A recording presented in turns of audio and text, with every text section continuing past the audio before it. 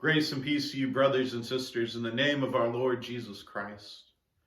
We are entering into a season of stewardship, a time of giving.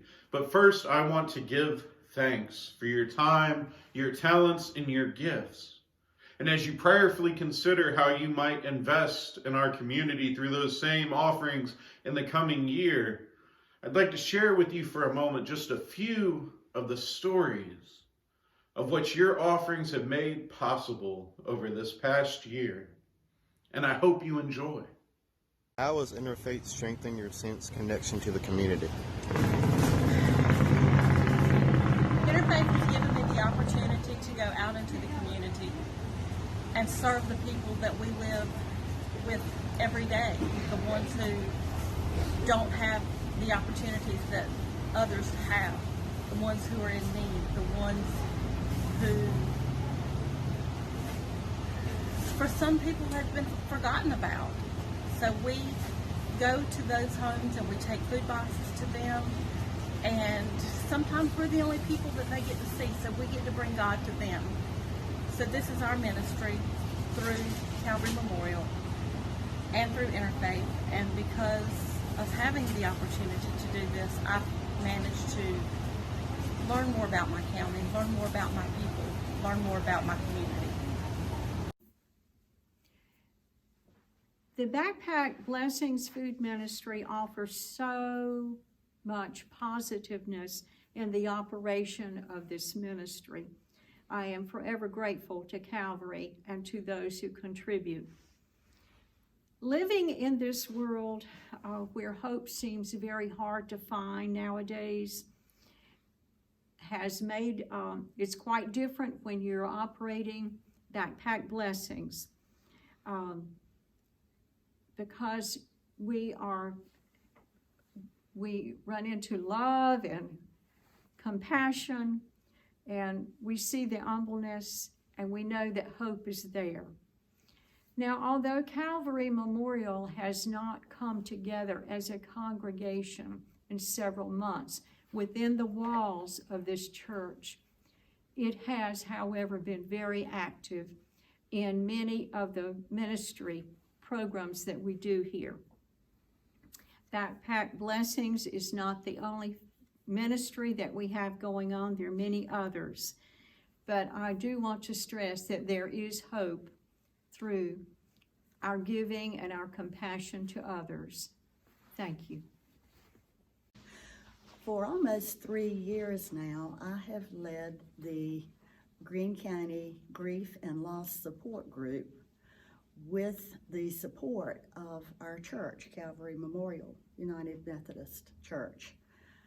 Our congregation have been extremely supportive in this ministry, and I believe we have had over 25 participants in the 3 years that it's been in operation. It is intended and serves our entire county, regardless of denomination or regardless of belief. Non-believers are welcome as well. It is a faith-based group, and we have become almost like family, those that have been since its inception. We have grown in many ways through our journey in grief, but we have also learned that the best way to grieve is to help others.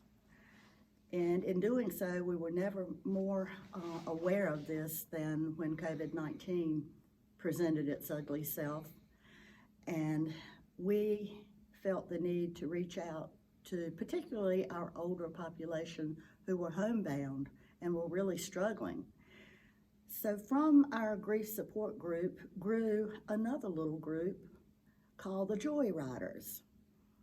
We would get in our cars individually, one person per car, and we would drive down the road to a predetermined group of people that we knew were in need of seeing smiles. And we would just drive up in the yard, knock on the door, present them with smiley face Mylar balloons, big smiles on our faces, maybe a goodie bag of homemade cookies, and blow bubbles because you can't hug and you can't kiss, so what do? We got a bubble machine and we threw bubbles at them and made everybody laugh. We had just a marvelous response to this particular ministry that it has continued to grow throughout the 2020 COVID situation. We did a joyride for veterans near July 4th, just before July 4th, and saw 11 veterans in our county and presented them with small flags and smiles. And from that, we continue whenever there's a need for someone to have a smile. That's what we do. We bring smiles to them, and that brings smiles to us. And everyone wins in this journey of grief. Hey, good morning. My name is Susie Shippen Wagner, and I'm a member of Calvary Memorial United Methodist Church in Snow Hill, North Carolina. And I wanted to introduce you to one of the missions of our church. And this is a project that we call Days for Girls. The way Days for Girls got started is through a young lady who was going through mission work and was at an orphanage and wondering why some of the young women of the orphanage at a particular age just stopped coming to school. And so upon asking the principal of that school, he said, well, I don't know. And upon further investigation, we kind of figured out that once these young women started their menses, that they stopped going to school. They no longer had the opportunity to contain and control that process. So this is a project that I got started with about, 6 years ago now. And we've been making these kits to take to Guatemala with our other mission work ever since. One of the things that I think is most important about this is that our health care, which is kind of foremost in our thoughts right now, especially during a pandemic, is that it doesn't stop. Periods don't stop for a pandemic, and our health care doesn't stop either. We're more aware, I think, of our vulnerabilities to health care and those crises as it comes about. So although we didn't have a Guatemala trip this year, and we're not going to be going at any time that we can see right now, we're going to keep working on this project. And so through the gracious donation of fabric and time and all of the other components to these kits, we've been able to continue this throughout the process of this pandemic. Although we're not with each other, everyone is doing what I like to call homework. And we're doing things at home. We drop it off at a particular place, and then at the end, we assemble all of these beautiful things that have been made for us. Each and every one of these kits comes in a bag that allows the young lady to carry this bag to school, and it will give her the opportunity to take any supplies that she may need, unbeknownst to anyone else. They also are given 2 Ziploc bags, and I like to call this the world's smallest washing machine. When we have a soiled pad, we can wash it in one of these Ziploc bags. Doesn't matter what kind of water we use. It absolutely doesn't have to be potable water, but a small amount of water will take care of that, and then we can hang it out to dry. And then it's a reusable hygiene product that we can use over and over again.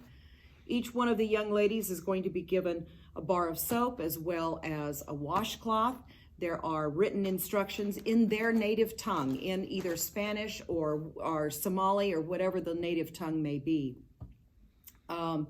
Underwear and washcloth, we have pads. They'll be given 8 pads, and these pads are something that you would not be any of the wiser. This is a totally flannel material that we make each and every one of these. 8 pads per kit, as well as 2 shields, and these shields then work very easily, very much like we use here in the United States. They've got some wings on them, and then we just snap them into the underwear. I think one of the things that first brought me to this project was the very diverse needs that this met. And I know this sounds like a totally female project, but if you are behind education or think that global education is important, then I think that you can get behind this project, because this is about educating another section, as it were, of our global family.